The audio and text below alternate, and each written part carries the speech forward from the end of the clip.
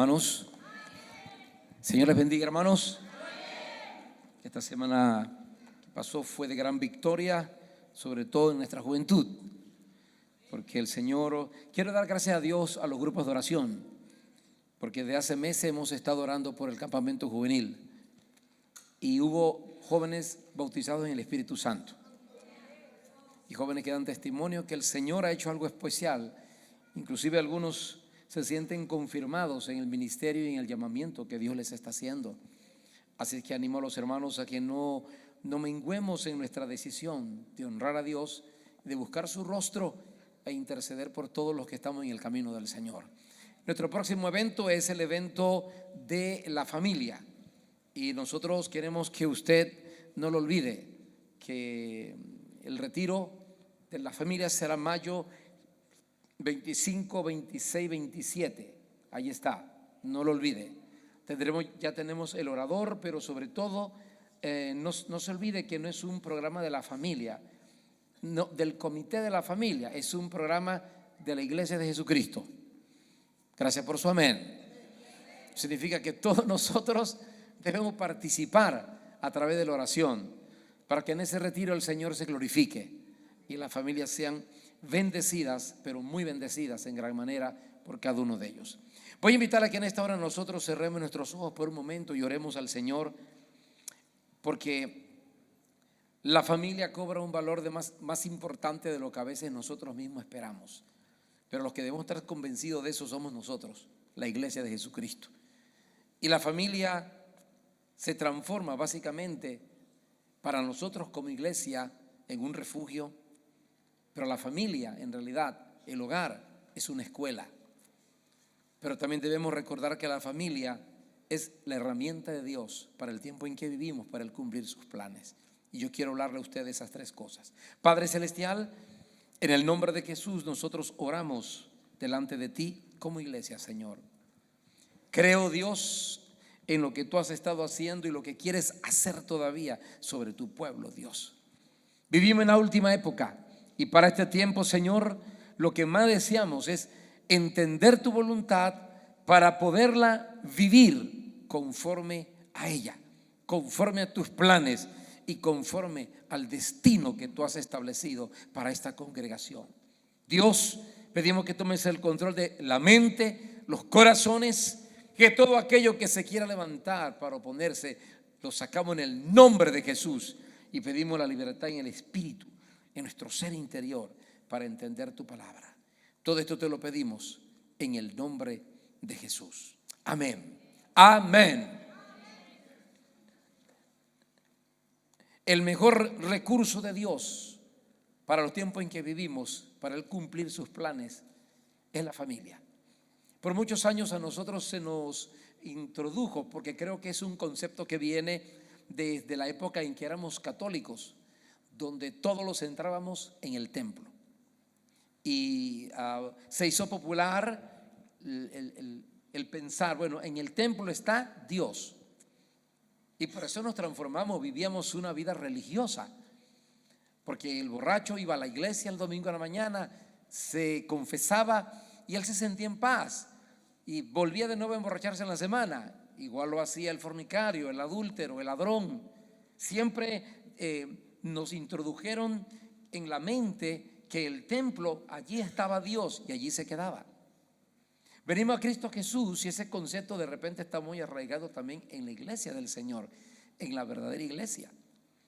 Y cuando yo hablo de la familia, de repente surge en nuestro ser interior la angustia que muchas de las cosas que Dios tiene que hacer no las logra porque pensamos que tienen que darse dentro de este local, porque esta aquí es la iglesia, aunque nos hemos equivocado, porque este es un edificio. La iglesia somos nosotros, cada uno de los que estamos aquí. Pero la familia se transforma en la esencia. Todo el plan de Dios, todo lo que Él quiere hacer, no lo va a hacer por medio de un edificio, lo va a hacer por medio de personas, lo va a hacer por medio de la familia. Ese eres tú y soy yo. ¿Qué es la familia delante de Dios para este tiempo? Creo que cobra más valor de lo que nosotros esperamos para el día en que vivimos. Tiempo de angustia, tiempo en que hay mucho temor en la calle. Las noticias no son buenas. Hay personas que hoy no quieren escuchar las noticias. No las quieren escuchar porque todo está mal. La economía, la política, las circunstancias a nivel mundial. Todo el Medio Oriente está temblando ahora con los cambios que se están dando. Pero la iglesia del Señor debe entender esto, que Dios nos llamó para victoria, que Dios llamó a su pueblo para ser el canal por donde Él pueda transmitir a esta sociedad su paz, su presencia y sus planes. ¿En qué se constituye la familia para este tiempo de tanta crisis en la humanidad, para nosotros y en el plan de Dios? Hay tres cosas que Dios desea tomar de ti como parte de la familia para que tu hogar se transforme en esas tres cosas. La primera de ellas es que la familia es el verdadero refugio. No es el templo, es el hogar. Ante el mundo que nos acecha y en todo tiempo, el hogar es nuestro refugio. El lugar de fuerza de nuestros hijos debe ser nuestro hogar, porque para eso Dios lo constituyó, para que se transforme en el refugio de todos nosotros. Fue lo que Dios hizo desde el principio. En el caso de Nehemías, cuando el Señor los trajo a Nehemías del cautiverio, 70 años de cautiverio en Babilonia, y los volvió nuevamente a la casa de Dios, a Jerusalén destruida, en el momento del trabajo, en el momento de la lucha, Nehemías lo primero que hizo, pensando en la reconstrucción, pero pensando en el sinnúmero de enemigos, Nehemías, guiado por el Espíritu Santo, lo primero que pensó fue en la familia. Por eso en Nehemías capítulo 4, versículo 13, si usted quiere ir conmigo por un momento, en la reconstrucción de la casa de Dios, en la reconstrucción del muro de la ciudad, cuando empezó a reconstruir a Israel, Nehemías lo primero que consideró fue colocar junto al muro en la construcción, poner a vivir familias. Parecía extraño. Cuando yo leía el texto por primera vez, yo decía, pero si es que junto al muro es que van a venir las fuertes batallas. Pero resulta que la fuerza de los soldados y la fuerza de todos los que trabajaban descansaba en que estaban trabajando como familia. Capítulo 4, versículo 13. No se olvide que este capítulo describe las persecuciones de los enemigos contra Israel.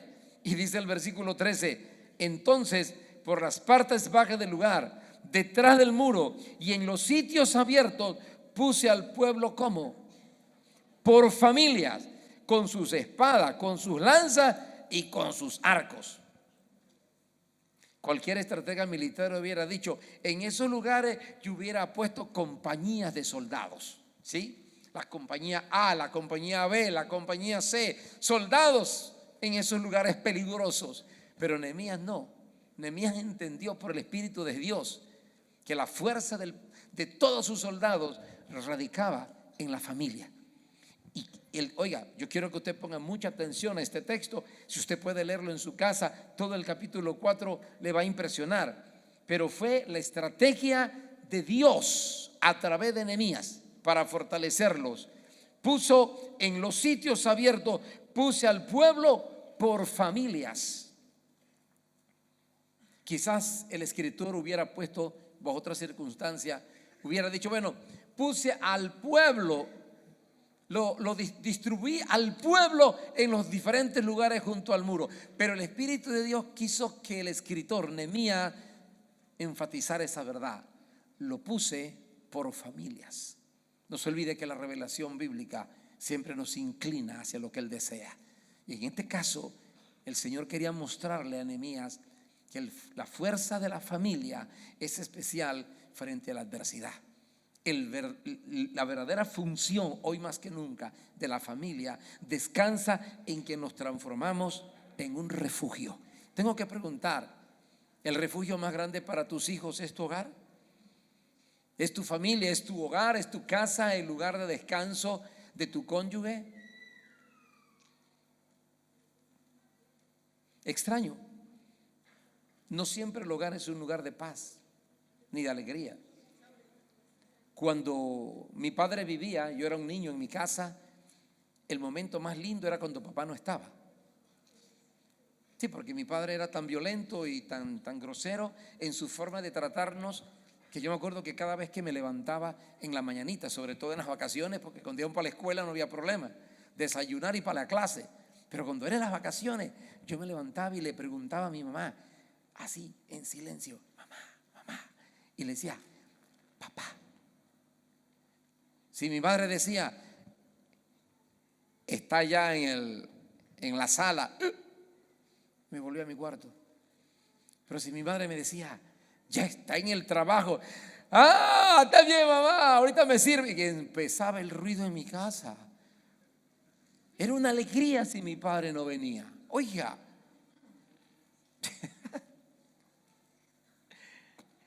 que eso no sea en tu hogar, que tu hogar sea el refugio para tus hijos.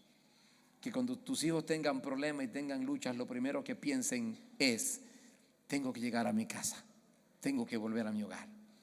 Porque el hogar debe transformarse en un refugio. Y eso lo determinamos nosotros los padres. ¿Cuántos dicen amén?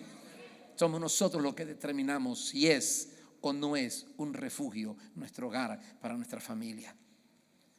Pero es interesante la forma en que Dios trabajó y cómo entra en juego la descripción bíblica en el libro de Éxodo capítulo 12. Éxodo capítulo 12 describe uno de los acontecimientos que marcaron la historia de Israel hasta nuestra época. ¿Por qué hasta nuestra época? Porque este capítulo 12 describe una experiencia, una ceremonia que hasta el día de hoy nosotros la practicamos porque es un simbolismo. De allí, de esa experiencia, surgió la Santa Cena, la que practicamos una vez al mes aquí. Y fue la ceremonia de la Pascua. La palabra Pascua significa pasar por alto.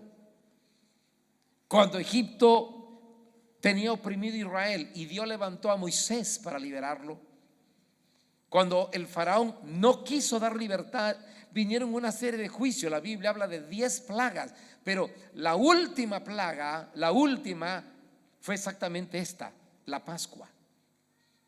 Porque aquella noche la Biblia dice que el ángel de la muerte pasaría sobre todo Egipto. Pero atención, que también pasó por Israel. No se olvide de eso.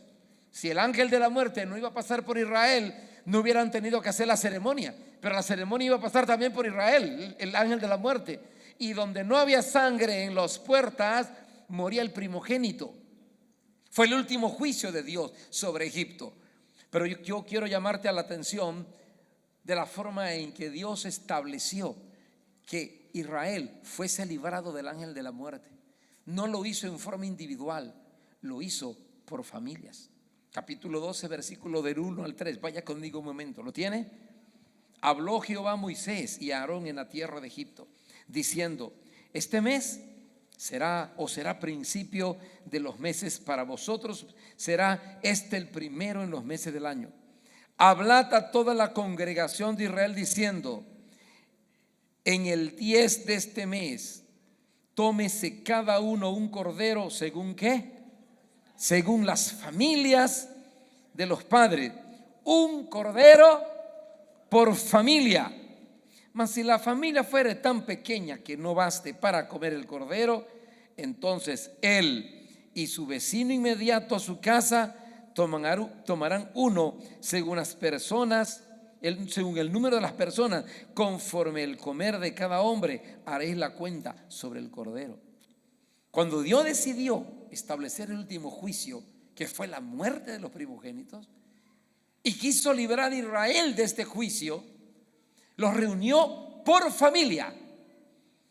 No fue una actividad particular de alguien, sino por familia.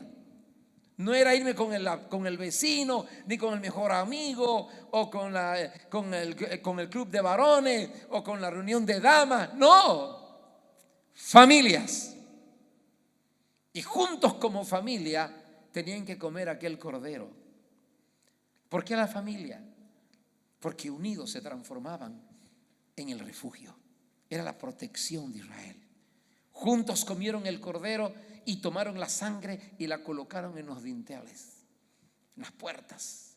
El ángel de la muerte pasó y ninguno fue tocado, porque Israel fue preservado. Yo quiero que sepas que en los días de hoy también hay mucha muerte. En los días de hoy hay mucha maldad. Y yo creo firmemente que el refugio principal del creyente es estar unido a la familia con Cristo Jesús. Es eso, estar unido como familia. Es levantarnos para hacer la diferencia.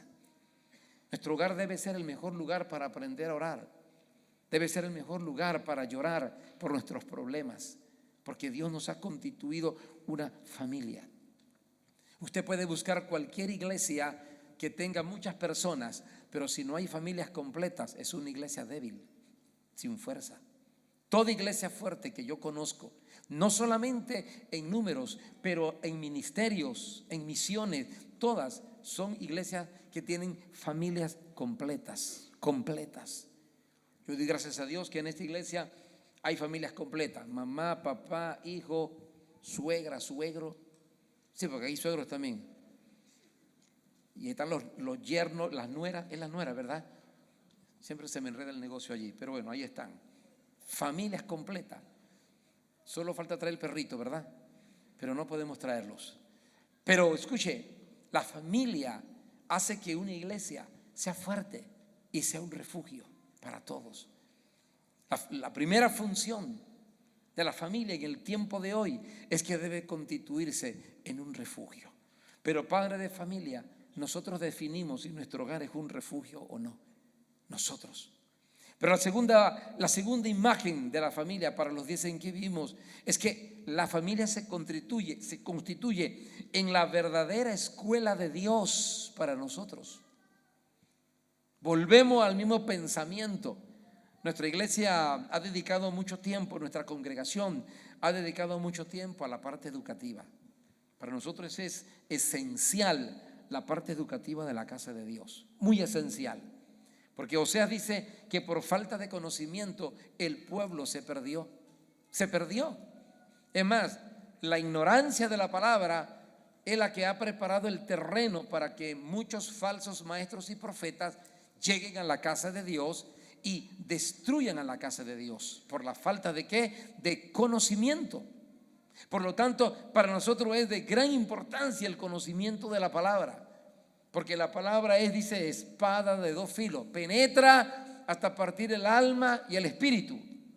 Y es importante esos elementos porque son elementos espirituales, son intangibles. Pero la palabra tiene el poder de tocarlos y transformarlos.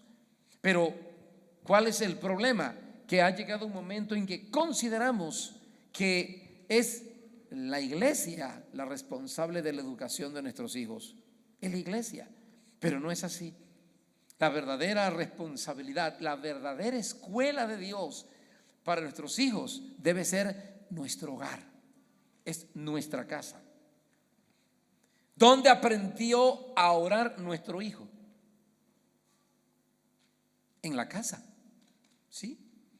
Cada vez que iba a comer, nosotros le decíamos, vamos a orar por los alimentos. ¿Lo hizo usted o no lo hizo? Si no lo hizo, qué lástima que perdió tiempo. Pero mi hija aprendió a orar primeramente en mi casa, porque ahí nos poníamos a orar, en el desayuno, en el almuerzo, orábamos por ella. Ella aprendió a orar con nosotros, porque la primera escuela realmente de Dios para su pueblo es la casa, es nuestros hogares. El hogar, la familia debe constituirse en la verdadera escuela de nuestros hijos. Es en la casa donde aprendimos a orar por primera vez. Es en la casa donde nuestros hijos por primera vez deben escuchar la palabra del Señor. Es en nuestra casa, nuestra familia, en donde tiene que por primera vez aprender los principios morales y los principios bíblicos. No podemos esperar llegar al programa de la iglesia. Eso debe ser parte de nuestro hogar, con la palabra del Señor. Es en nuestra casa donde nuestros hijos deben aprender a cantar, a alabar a Dios. Yo le pregunto, ¿eso ha ocurrido con usted? ¿Ha ocurrido eso con usted? ¿Es que tus hijos aprendieron a orar contigo? ¿Están aprendiendo a orar contigo? ¿Es que están aprendiendo a leer la Biblia contigo? Tú, padre de familia, tomas tiempo para leerla, para sentarte con esos niños que están en época de aprendizaje a tomar la palabra y leerla. Después, cuando nuestros hijos se pierden, atención, que usted puede formar bien a sus hijos y eso no determina que no se pueden perder, porque de repente el hijo toma o nuestra hija toma una decisión equivocada y le queremos echar muerto a los padres. Pero déjeme decirle, la decisión de la salvación yo no la establezco, ese es algo de cada persona. Nuestra responsabilidad como padre es mostrar el camino y cada uno tendrá que decidir. Pero si por algún motivo hiciste lo que te correspondió en tu casa, porque tu casa se transformó en la familia, se transformó en la primera escuela de tus hijos, de Dios y de su palabra, entonces si el hijo se perdiese, tú dormirás en paz porque sentirás tu conciencia tranquilo. Yo cumplí mi labor, yo la cumplí. Nunca olvidaré el día que un hermano de esta iglesia se acercó y me dijo: pastor, el día que mi hija se quiera apartar del Señor, antes que se vaya, le voy a sacar todos los certificados que esta iglesia me ha dado de que desde que entró a la clase de maternal, ahí los tengo todos. Y si se va al mundo, le voy a decir: puede decirte, pero aquí está el testimonio de que yo cumplí mi parte. Tenía todos los certificados de cuando estuve en clase de primario, de todos los tenía. Y se los voy a mostrar. Le voy a decir: si usted se va al mundo es porque usted quiere. No olvidemos, nuestro hogar, nuestra familia, no solamente debe ser un refugio, debe ser la primera escuela de Dios para nuestros hijos. Y no sé usted cuánto tiempo invierte o en qué invierte en favor de sus hijos, pero no siga la corriente del mundo. El mundo lo que hace es entretener a nuestros hijos, ¿sí? Entretenerlos. Pero es necesario frenarnos y decir: ¿cuál es mi responsabilidad como padre? Vi muchos niños aquí. ¿Cuántos dicen amén por estos niños? ¡Wow! ¿Qué vio usted en ellos? Yo le voy a decir: ¿qué tenemos que ver en ellos? Son los futuros pastores, son los futuros profetas. Si Cristo no viene, ellos deben ser los profetas de Dios para el último tiempo. Deben ser los futuros hogares firmes y estables, que den crecimiento a la casa de Dios y que den esperanza a nuestra sociedad. Todos esos niños y esas niñas deben movernos a nosotros a orar, porque ellos serán el punto de referencia a una sociedad que crece sin saber qué son. Porque hay varones, ahora hay niños que no saben si son hombre o son mujer, porque esta sociedad los está corrompiendo. Y la próxima sociedad que se está levantando en esta nación de Bélgica debe encontrar, y sobre todo en Bruselas, debe encontrar un punto de referencia donde alguien le indique qué son, y son nuestros hijos.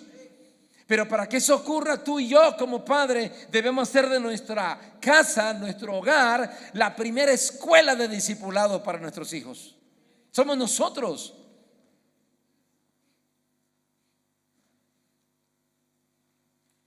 Le pregunté a usted a su hijo hoy o ayer en la noche: ¿ya hiciste tu tarea de la escuela dominical? O se levantó esta mañana: ¿y dónde está la Biblia? Yo no sé, papá, yo la puse. ¿Cuándo? Pero ¿cuándo? El domingo. ¿Dónde la colocaste?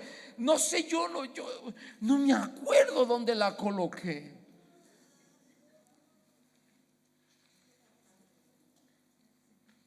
Y llega ese niño con su material todo deshojado y hecho leña sin llenarlo. Eso, escuchen lo que le voy a decir, padre de familia. Eso habla de un padre que ni siquiera ha entendido su responsabilidad.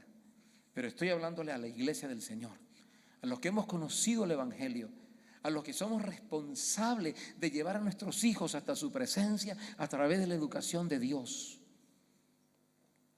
Tu hijo debe saber que se puede hablar con Dios porque tú hablas con Dios. Tu hijo debe saber que hay un Dios de milagros porque tú has creído en los milagros y se los has enseñado. Esa es la escuela. El hogar, la familia debe constituirse no solo en un refugio para nuestros hijos, pero debe constituirse en la verdadera escuela de Dios. Que Dios nos guarde. porque el Señor está a las puertas. Y para los días que vienen quiero que sepa que es necesario considerarlo mucho. Estamos hablando esta semana con los obreros y le decía a los hermanos, necesitamos urgentemente desarrollar, pero muy pronto, ya lo estamos haciendo, quiero que sepa, una estrategia de Dios. Porque por mucho tiempo yo consideré que las reuniones en las casas eran solamente eran células para alcanzar tres cosas. Uno, queríamos alcanzar a otros para Cristo. Uno. Dos, queríamos desarrollar otros ministerios. ¿Sí? Porque en una célula tienen que haber unos que prediquen, que enseñen. O sea, hay más oportunidad al ministerio en grupos pequeños. Y tres, tenían que constituirse en un lugar de comunión, ¿sí? Para reunirnos, compartir. Y después de una célula y nos comía una fritadita, ¿sí? O un cuero con papa, una papa a la huancaína, un tamalito peruano. Por favor, pastor, no nos hiera, dice. Pero escucha lo que ocurrió. Después de estar orando por eso, el Señor me dio a recordar algo. Que las células, para los días que vienen, los grupos familiares, los grupos de oración en las casas, tienen una cuarta importancia. Y es que es la estrategia de preservación de la iglesia para los días que vienen. Es nuestra estrategia de preservación. Le voy a decir por qué. Nosotros estamos en este local y no se olvide, la frase es un poco tosca, pero es la realidad. Nosotros estamos en este templo arrimados. ¿No le parece? Estamos arrimaditos, porque este no es nuestro local. En Charles Parentés, sí, quiere venir, pague. Y si no, no gusta que venga, vaya de aquí. Pero aquí no podemos hacer eso, ¿verdad? Tenemos que agachar la cabeza y decir, por favor, usted nos puede dar un día más, porque estamos arrimaditos. Así que en cualquier momento, cuando los líderes de esta congregación tengan otro plan de trabajo y dicen, mire, lo siento, Pastor Edgar, muy bonito, muy guapo ustedes los indios, pero no los podemos tener más. Tenemos que decirle muchas gracias, pastor, por su ayuda y su bendición, y let's go. Nos vamos. Eso es lo primero que hay que recordar. ¿A dónde vamos? ¿La iglesia va a morir porque no tiene un edificio? No. La iglesia seguirá creciendo, con o sin templo, porque hemos aprendido a crecer como la iglesia primitiva, en las casas. Por lo tanto, para nosotros es importante hacer de las casas lugares de trabajo, de oración. Ha aumentado, ya tenemos 22 células de oración en casa. Y el domingo antepasado, no tengo el informe de esta semana, hubieron 115 hermanos unidos a las células orando al Señor. Gracias por su amén. Sí, lo veo muy calladito usted hoy. Creo que es el calor también, ¿verdad? O sea, tranquilo, lo comprendo. Claro que sí. ¿Sabe lo que tener 115 personas en una semana que toman una hora de oración juntos para orar por los proyectos de esta iglesia? Por eso el campamento juvenil tuvo éxito, porque Dios se derramó sobre ese campamento. Y hubo jóvenes que testificaron ese domingo aquí de lo que Dios había hecho, porque no los dejamos. Pero ahora viene el programa de la familia, ¿sí? También tiene que haber testimonio, porque la iglesia está orando por la familia, por ese programa, que no es el programa de Ricardo ni del comité, es el programa de la iglesia. ¿Y quiénes somos la iglesia? Nosotros. Somos el cuerpo. La iglesia, la familia es importante porque allí es donde está la verdadera escuela. La escuela de Dios para nuestros hijos se inicia en el hogar. Pero necesitamos padres que lo podamos comprender para no pasar por alto esas cosas. Eso determina el mañana de nuestros hijos. Yo quiero recordarte, padre de familia, que tu devocional, que tu trabajo como maestro en tu escuela, si está molesto porque no lo usamos como maestro, no se preocupe, usted tiene una escuela en su casa. Y usted dice, pastor, pero ya no tengo hijos grandes. Sí, pero tiene su mujer, enséñale a ella también. Pero usted sabe lo que usted hace cuando usted enseña la palabra a su hijo. Le está enseñando ahí a prepararse para irse para el cielo. No es cualquier cosa lo que usted está haciendo. Hace unos días escuché salió por la noticia que Bélgica estaba repartiendo cajas de pastillas de yodo, porque por cuestión de prevención, si hay algún problema de radiación, porque tras bastidores se sabe que hay amenazas terroristas contra la Bélgica, porque aquí está la Unión Europea, está la OTAN, y una forma de herir o afectar la sociedad es haciendo algún ataque terrorista contra una central atómica, y eso significa que si lo logran se expandiría la radiación, y el gobierno de Bélgica salió, eso está en la radio, dio un anuncio que repartía sobre todo a los de la tercera edad y a los niños con prioridad cajas con pastillas de yodo, porque eso le podía prevenir un desarrollo o un efecto muy acelerado por la radiación ante estas cosas. Y ya para este caso, si eso ocurriera, el tomar o no tomar esa pastilla no es si le gusta o no le gusta, es cuestión de vida o muerte, ¿no le parece? Es cuestión de vida o muerte. Es como si usted tiene una enfermedad y dice el doctor: tómese esta pastilla todos los días, porque el día que no lo toma, listo para la foto. Sí, la foto que le ponen en el ataúd cuando usted va al cementerio. Listo, prepárese. Así que tómela. Y a usted se le puede olvidar todo, se le olvidó llamar a la suegra, se le olvidó enviarle el dinero a tal cosa, se le olvidó pasar por el supermercado a comprar la carne, cualquier cosa se le pudo olvidar, hasta recoger al chiquillo en la escuela. A mí se me olvidó 2 veces recoger a Ana. Después le digo las razones, porque no creo que fue por cualquier cosa. Me llamaron, yo venía en el bus, decía: señor Vega, sí, ¿y por qué no viene a buscar a su hija? Son las 7 de la noche. Uy, allá encontré a Anita, donde una señora arriba de unas monjitas la tenían allá, no sé si la ponían a rezar o qué, pero allá la tenían. Pero déjeme decirte una cosa importante: si de esa pastilla depende tu vida, cualquier cosa se te va a olvidar, menos tomar la pastilla. Padre de familia, escuche lo que le digo. Si tú y yo logramos entender que la eternidad de nuestro hijo depende de lo que yo le enseñe, dudo que alguno de nosotros se nos olvide orar por nuestros hijos. Dudo que alguno en esta tarde, entendiendo el valor de la eternidad, no sacrifique un tiempo para sentarse a leer la palabra y orar por su hijo. Pregunto en esta tarde a usted, no quiero que me responda, quiero que te respondas a ti mismo. ¿Cuál fue la última vez que te levantaste, oraste por tu hija, la abrazaste, lloraste por ella? ¿Cuál fue la última vez que lo hiciste? ¿Cuál fue la última vez que le dijiste a Dios: pague ese televisor, venga acá y antes de comer y todo, vamos a leer la palabra juntos?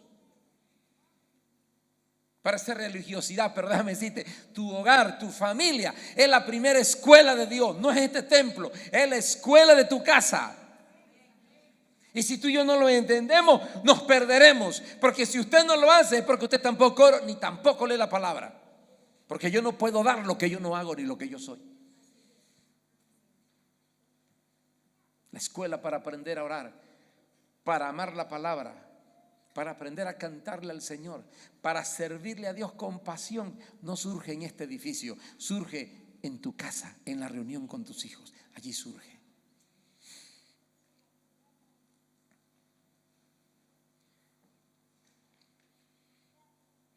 Ya mi hija creció, ya no puedo orar mucho con ella.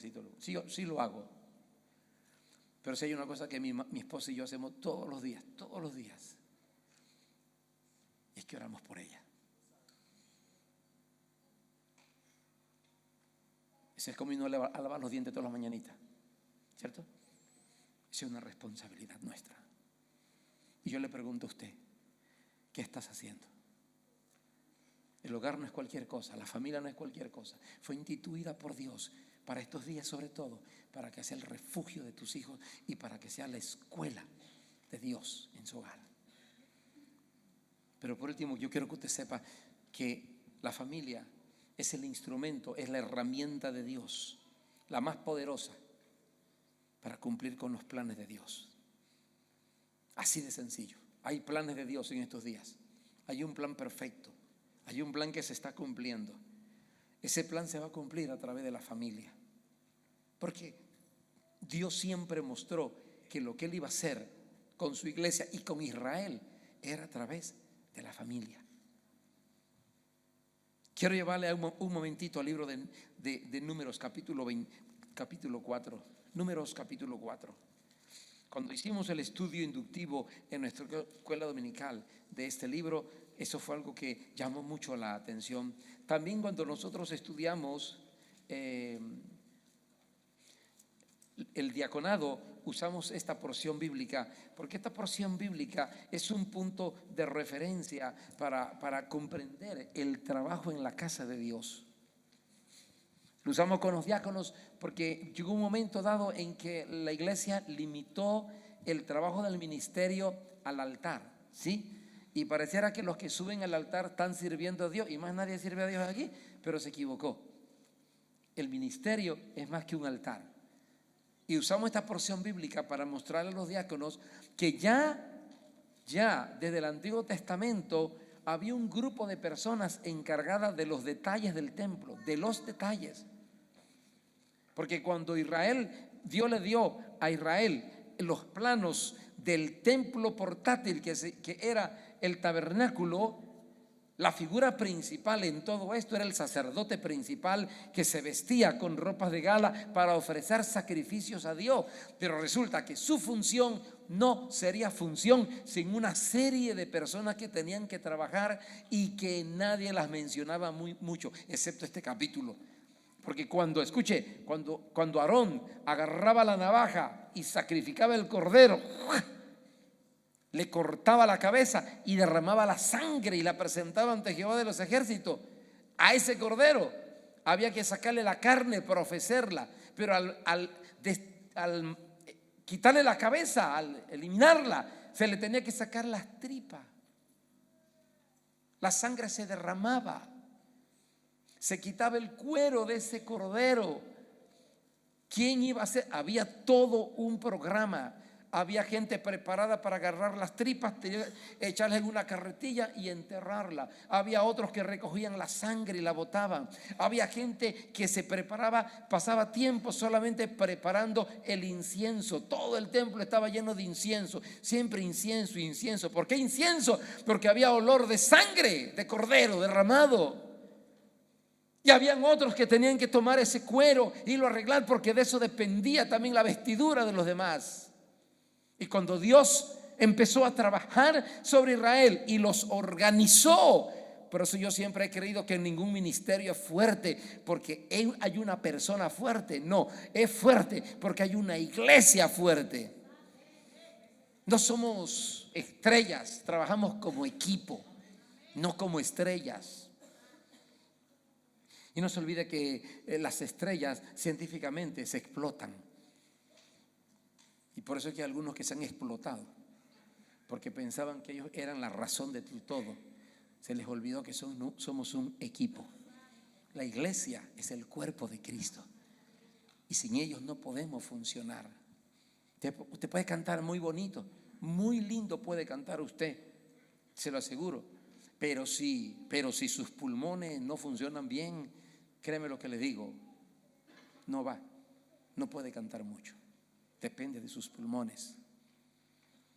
Y cuando Dios decidió levantar a Israel y estableció su primer templo portátil, que fue el tabernáculo, porque cuando Israel se movía, todos los sacerdotes venían, cada uno agarraba su parte y la llevaba. Cuando la nube se movía, venían todos esos judíos que eran levitas, destrababan el cuero, las varas, las enrollaban. Unos llevaban las varas, otros llevaban el cuero, otros todo. Unos llevaban el candelabro en la mano, otros se montaban el arca y la llevaban. Eran 4. Era todo un equipo de trabajo, hermano, un equipo. Pero cuando Dios los reunió para formar el equipo, oiga lo que le digo, reunió equipos por familias. Y eso me llama la atención, porque el plan de Dios para levantar la iglesia y cumplir su plan lo va a hacer por familias. Quiero que vayamos al libro de Números capítulo 4. Observe bien que Dios levantó 3 familias levitas para trabajar sobre eso. En el capítulo 4, versículo 24, ¿lo tiene? 4:24. este será el oficio de las familias ¿de qué? De Gersón. Mire que no dice, este es el oficio de los hombres o de las mujeres de Gersón. No, de las familias de Gersón.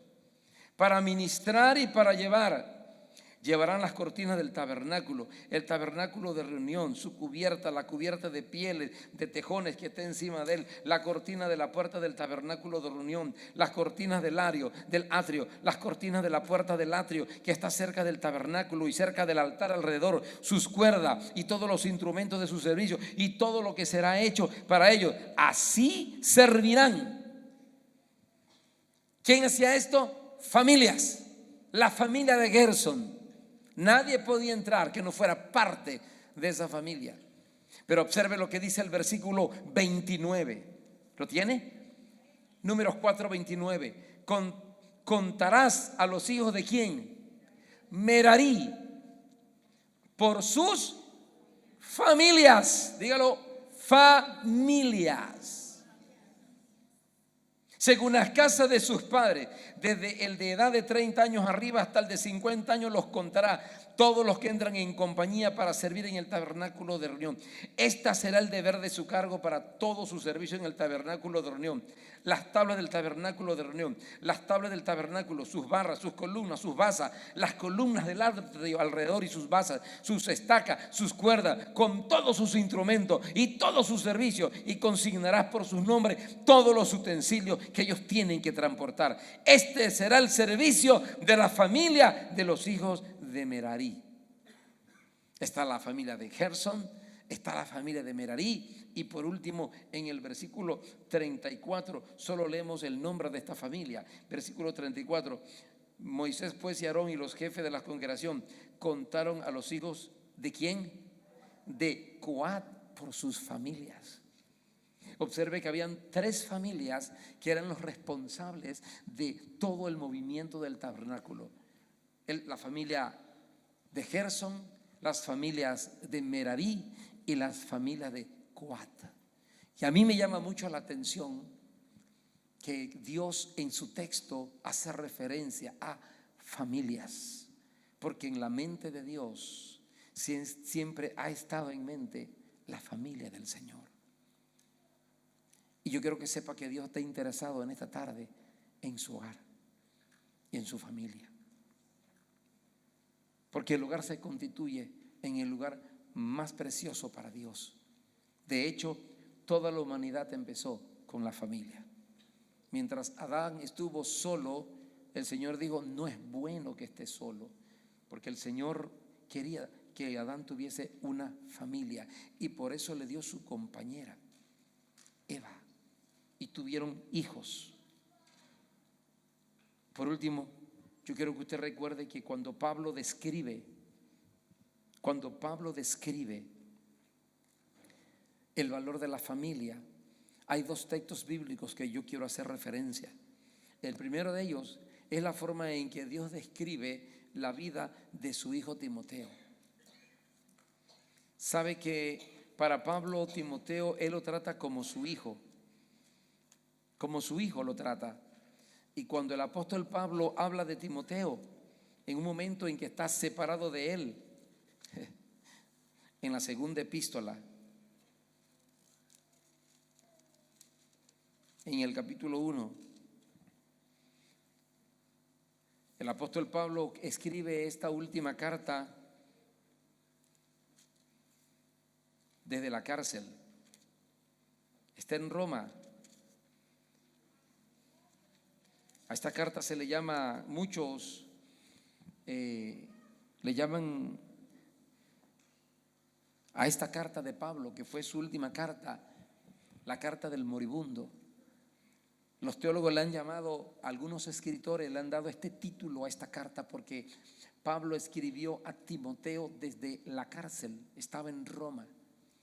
Y en muchas ocasiones Pablo escribió desde algunas cárceles, pero cuando le escribió a los filipenses, por lo menos Pablo dice a los filipenses: yo sé que sus oraciones darán como resultado que yo me libere de estas cadenas y los voy a volver a ver. Pablo sabía que no se iba a quedar preso, que él iba a salir de la cárcel, pero cuando le escribe a Timoteo en esta última carta, le dice: Timoteo, mi tiempo terminó, llegó mi tiempo, ya estoy preparado. Y eso, o sea, Pablo sabía que iba a morir, y por eso esta carta de segunda de Timoteo cobra tanto valor, porque en esta carta personal de Pablo, Pablo expresa todo lo que hay en su corazón, sus últimos consejos, su última palabra, lo que había. Él sabía que iba a morir. Toma papel, toma allí al escritor y empieza a sus rollos de papiro para escribirle la última carta a su hijo Timoteo. Y cuando yo me imagino a Pablo encerrado en esa cárcel, en la soledad, empezó a traer a la memoria tantas cosas. Pero recordá a Timoteo, le va a escribir, y lo primero que le recuerda a Timoteo es que todo lo que había en Timoteo también estaba en su familia. Capítulo 1, versículo 3 de segunda de Timoteo. ¿Lo tiene? Segunda de Timoteo, capítulo 1, versículo 3. Doy gracias a Dios, al cual sirvo desde mis mayores con limpia conciencia, de quien sin cesar me acuerdo de ti en mis oraciones. Observe, noche y qué más, y día. Versículo 4. Deseando verte, al acordarme de tus lágrimas, para llenarme de gozo. Versículo 5. Trayendo a la memoria la fe no fingida que hay en ti. Oiga, esto a mí me llamó mucho la atención. Cuando Pablo dice a Timoteo: cuando yo me acuerdo de tu fe, me acuerdo que tengo en mi mente la fe de un hombre, pero que no es una fe fingida. ¿Hay fe fingida, pastor? Claro que sí, hay fe fingida. Pero cuando Pablo habla de Timoteo, dice: no, yo me acuerdo de ti y sé que tu fe es verdadera. No es una hipocresía. No es que dices hoy amén, Dios le bendiga, hermano, y de este lado estás insultando a alguien. No, no. Pienso en ti y pienso en ti, en la fe no fingida que hay en ti. Pero mire con qué lo relaciona Pablo cuando habla de él. Dice: trayendo a la memoria la fe no fingida que hay en ti, la cual habitó, o sea, esa misma fe verdadera, no fingida, primero habitó en tu abuela como Loida. La abuela de Timoteo había conocido también al Señor Jesucristo. Y Pablo, yo me imagino que la conoció y vio a aquella anciana llena de fe, de convicción. Y cuando conoce a Timoteo, ve en Timoteo la misma fe, firme, clara, definida. Pero dice: y también en tu madre, ¿quién? Eunice. Y estoy seguro que en ti también. Quiero que observe la relación que existe, porque eso es lo que deseo que le pongas atención. Timoteo crece dentro del marco familiar, dentro de un marco familiar, y no te olvides que Timoteo no aprendió la fe en el templo, porque para este tiempo no hay templos. La iglesia se reunía en casas. Los primeros templos aparecieron después del 315, después de Constantino, cuando el edicto de la tolerancia, en donde se estableció la iglesia como la religión del Estado, y los templos paganos se lo entregaron a la iglesia. Y el dinero que daba el gobierno a los templos paganos lo empezaron a recibir las iglesias, y por eso de ese negocio surgió el catolicismo romano. Porque los impíos entraron y se vistieron de sacerdotes para recibir el dinero, porque eran ambiciosos, lobos rapaces. Y la iglesia empezó a pervertirse de aquel entonces. Pero antes de los 300 años, Pablo aquí escribe aproximadamente en el año 64 después de Cristo. No había templos. Pablo no aprendió la fe porque iba a la iglesia y el pastor. No. Timoteo aprendió la fe porque su abuela tenía una fe no fingida. Y después la madre de Timoteo tenía una fe no fingida. Y Timoteo como su hijo. Sus padres le transmitieron esa fe, fe no fingida. Y yo te pregunto en esta tarde a ti, ¿cuántos son seguidores de Jesucristo? ¿Qué fe le estás transmitiendo a tu hijo? La forma en que tú te comportas para con Dios, así crecerán tus hijos. Si eres ferviente, tus hijos serán así. Si amas a Dios con el corazón, tus hijos serán así.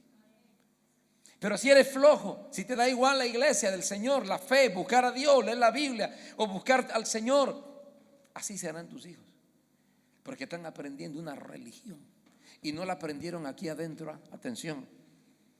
Porque un padre le dijo a su hijo: bueno, yo voy a hablar con el pastor a ver qué es lo que te está enseñando. Y le dije: dígale que venga para decirle que yo lo que le estoy enseñando es lo bueno, que tiene que preguntarse qué es lo que le está enseñando él a ti. Porque lo que él es lo que él es, no yo.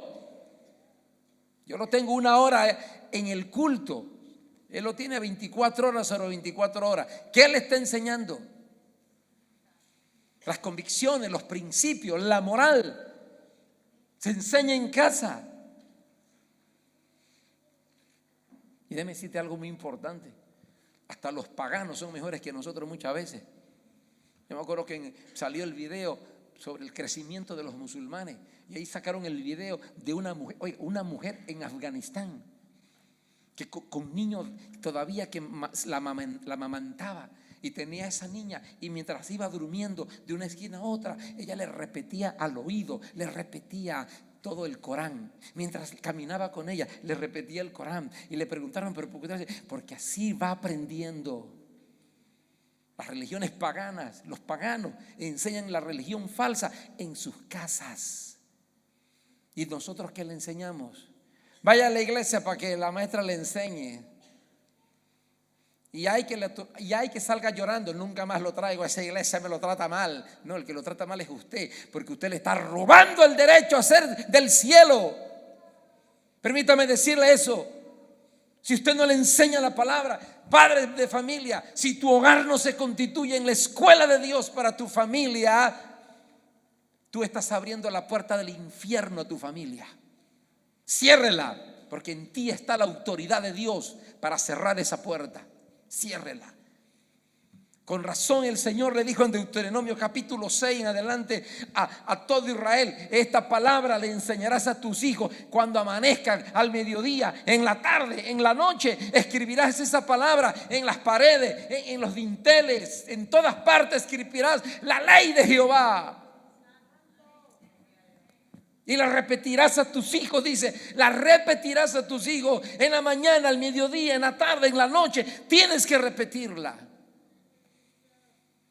Hay un llamado de Dios. Y yo espero que este retiro de pareja no solamente sea para hablar del romanticismo, tratar bien a la esposa, darle besitos y bueno, todas estas cosas, ¿verdad? Es más que eso.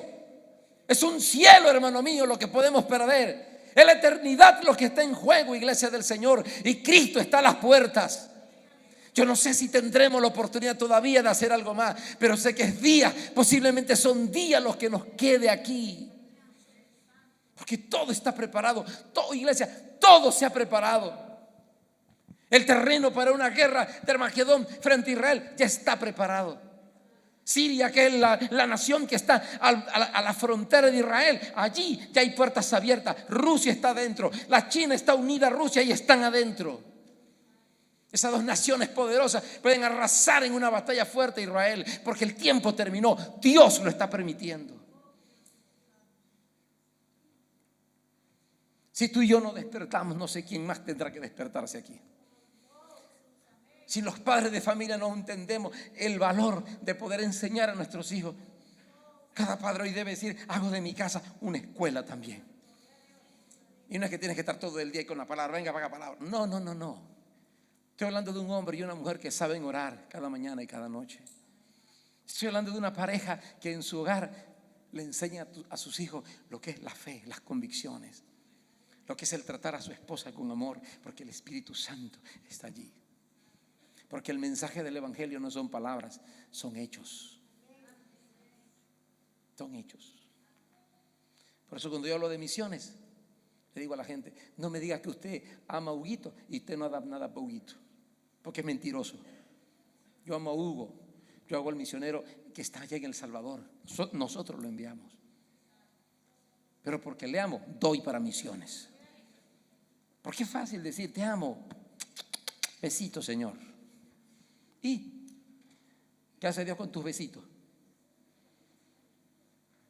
Dios hace algo cuando tú eres santo. Dios hace algo cuando tú le das tu tiempo para adorarle. Dios hace algo con tus hijos cuando tú te dedicas a enseñarle la palabra.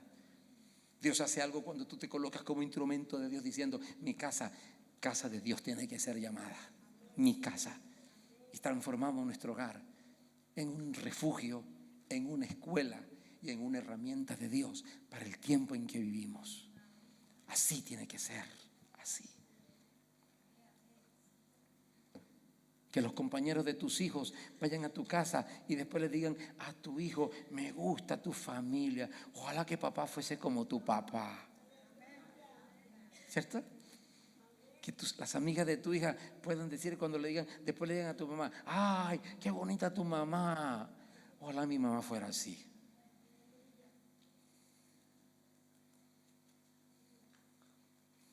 Porque tu hogar es un refugio y es una escuela y es la herramienta de Dios para estos días que vienen.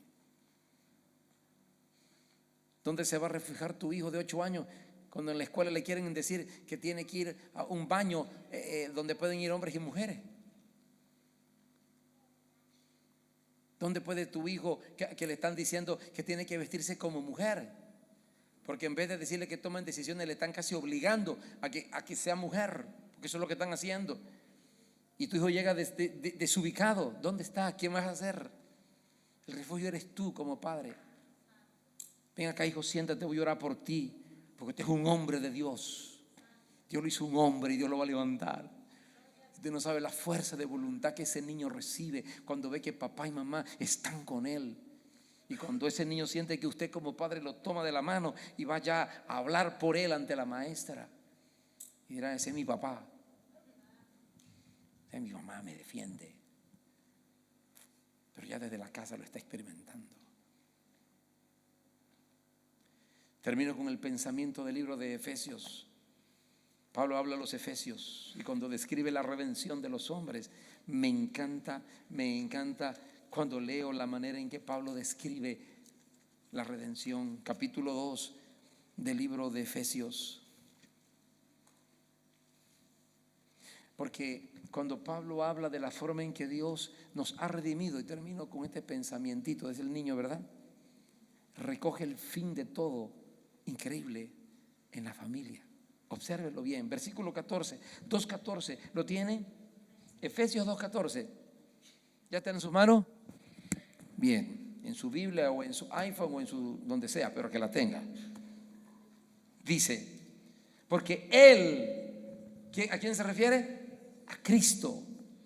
Él es nuestra paz, que de ambos pueblos hizo uno, derribando a la pared intermedia de separación, aboliendo en su carne las enemistades, la ley de los mandamientos expresada en ordenanzas, para crear en sí mismo de los dos un solo y nuevo hombre, haciendo la paz. Y mediante la cruz reconciliar con Dios a ambos en un solo cuerpo. Está hablando del judío y del gentil. A través de la cruz, Cristo hizo de los dos un solo pueblo. ¿Quién es ese pueblo? La iglesia. Dice 17, y vino y anunció las buenas nuevas de paz a vosotros que estabais lejos y a los que estaban cerca, porque por medio de él los unos y los otros tenemos entrada por un mismo espíritu al Padre. Ya no hay diferencia, judío o no judío, podemos entrar en su presencia. Pero miren qué nos transformó. Versículo 19, así que ya no sois extranjeros ni advenedizos, sino conciudadanos de los santos y miembros de la familia de Dios. Ahí concluyó todo el plan de redención. Concluyó exactamente en lo que Dios siempre ha querido, en la familia. Que Dios nos ayude en esta noche. Que Dios nos permita tener conciencia del gran valor de la familia, del compromiso que tenemos como hogar en estos días. El compromiso.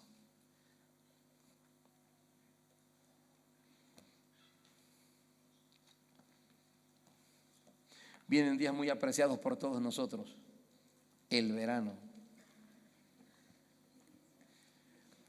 Y además de ser apreciado, le acompañan las vacaciones. ¿Sí, verdad? Todo el mundo está diciendo, sí, pastor. Pero yo te voy a hacer un llamado de parte de Dios. Nunca saques de tu plan de placeres y de regocijo normal, nunca saques a Dios de en medio. Porque sin Dios no hay verdadero placer. Y sin Dios no hay verdaderas vacaciones. Que tú puedas decir, estoy de vacaciones, podemos todos los días levantarnos a las 10 para desayunar a las 11. Pero podemos levantarnos a las 10. Y todos los días podemos tener un devocional como familia. Y orar. Y leer la palabra. Y decirle, ¿sabes qué, Señor? Nada es hermoso si tú no estás en medio. Nada. Oh, yo oro al Señor que el Espíritu Santo traiga convicción a tu vida. Porque el Señor está a las puertas. Y porque nuestros hijos, yo vi todos esos niños. Yo decía, Dios mío eterno, ¿cuántos niños aquí benditos? Somos productivos, ¿ah? Aquí se da el principio de la multiplicación. Pero ¿dónde estarán ellos de aquí a 10 años? ¿Estarán aquí? ¿Estarán sirviendo al Señor? Veo jóvenes en el altar cantando y ministrando. ¿Dónde está el tuyo? ¿Estás fiel en la casa de Dios? Creció a tu lado, pero quiero que te pregunte y reflexiones, ¿dónde está? Y la pregunta es, ¿por qué no está? ¿En qué fallé? ¿Y qué puedo hacer para no seguir fallando? Porque el Señor está a las puertas. Cierra tus ojos y oremos al Señor.